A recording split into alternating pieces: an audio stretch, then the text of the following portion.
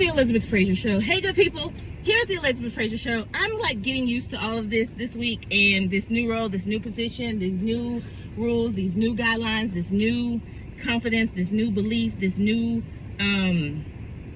training, this new elevation, this new ascension, this new role, this new peace, this new joy, this new love, this new life, this new career, this new everything, like this new family, new family, like new everything, like this rebranding, the rebranding of me, the I am Elizabeth Frazier, the I am Elizabeth Frazier, not the I am Elizabeth Frazier, but I am Elizabeth Frazier. What does that mean? It means when I went in that mirror and I was like, God, show me who I am.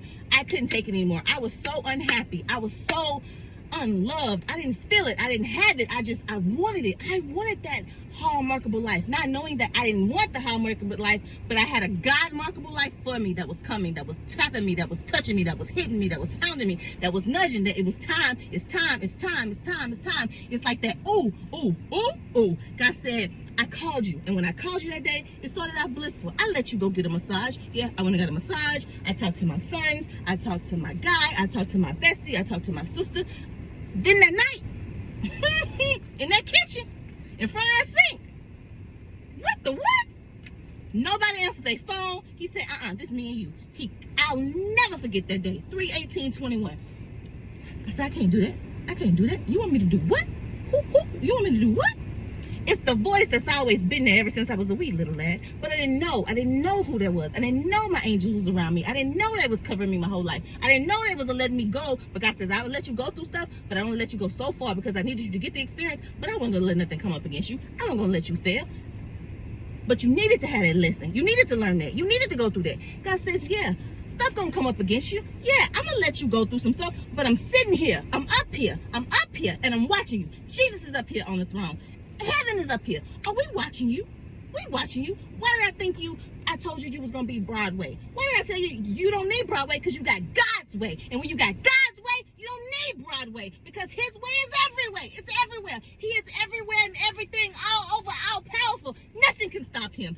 Nothing can come up against him. And when you step aside and when you let him have his way, use me, God. Use me, God. Use me, God. Use me, God. Use me, God. Use me, God. Use me. Use me, God. Use me, God. Use me, God. Use me. Use me, God. Use me, God. Lord, use me. Let me speak into the little ones. Let me speak into the little ones through you, through me. Let me teach them how to help me to teach them how to tap into their being. Help me to teach them how to be who they are created to be right now in their young age. So they don't have to go through their whole life and suffer like we suffer. They don't have to go through the things that we went through. Stop telling people, oh, they'll figure it out. No, you went through it to be a God. You went through it to be a teacher. You went through it on your staff. God says, reach back and teach. Why you can't help that person go through something and not go through something? Why you can't see somebody and say, hey, you know what? I'm going through it. This is what helped me. Stop gatekeeping. God says, release my people. How can you not help your fellow man? How can you not help? How can you say, oh, I go to church, I'm a brother and sister in Christ, but then you see that person walking and I drop something, you don't even try to help them. You see them sitting out there and you got a little extra coinage. You can't get him a taco. You can't get him a burger. You can't get him a cup of water. God says it's love. I gave my son up. God says it's a true story. I gave my son up. I let my son suffer. I let my one and only son suffer. I let him go through all of that. I let him be spit on. He asked me, do I have to do this? He knew. Don't you think if he asked me, do I have to go through this? Don't you think it was hard for him? It wasn't easy. God said, so if it wasn't easy for him, what makes you think it's going to be easy for you? But he got up and he kept going. He knew his mission. He knew his purpose. He carried it out. God says, you know your mission and you know your purpose.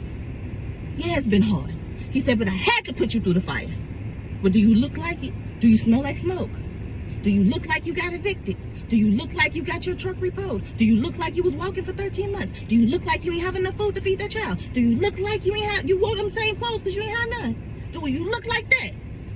Do you look like I took you from that corporate career and pulled you out? Do you look like that? Do you look like your lights got turned off? Do you look like that?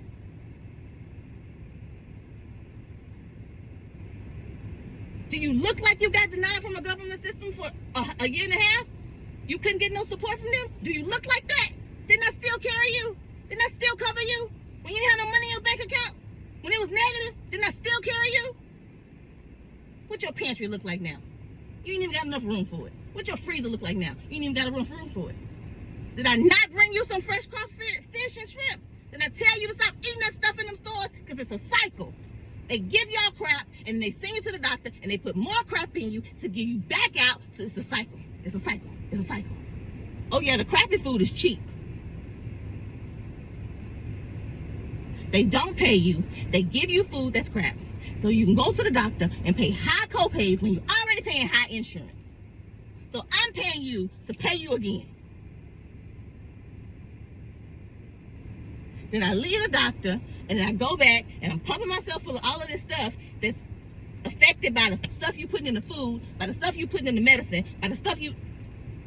I'm gonna be sick to come back again.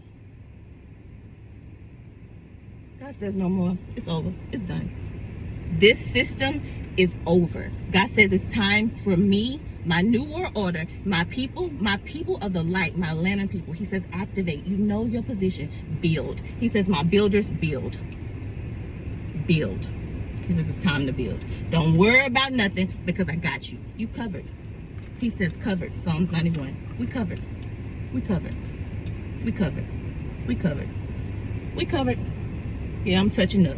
We covered. Because I'm out here in this field, in these streets, on this playground, doing this work. Ain't never going back. Never going back. Never going back. And I ain't scared. I ain't scared. I'm going to say it and I'm going to post it. I ain't scared. I ain't scared. I ain't scared. I ain't scared. I wish you would. Sips water. I wish you would. I wish you would. Man, God, you are so good. You are so strategic. You are so, like, meticulous. You are so detailed. You are so orchestrated.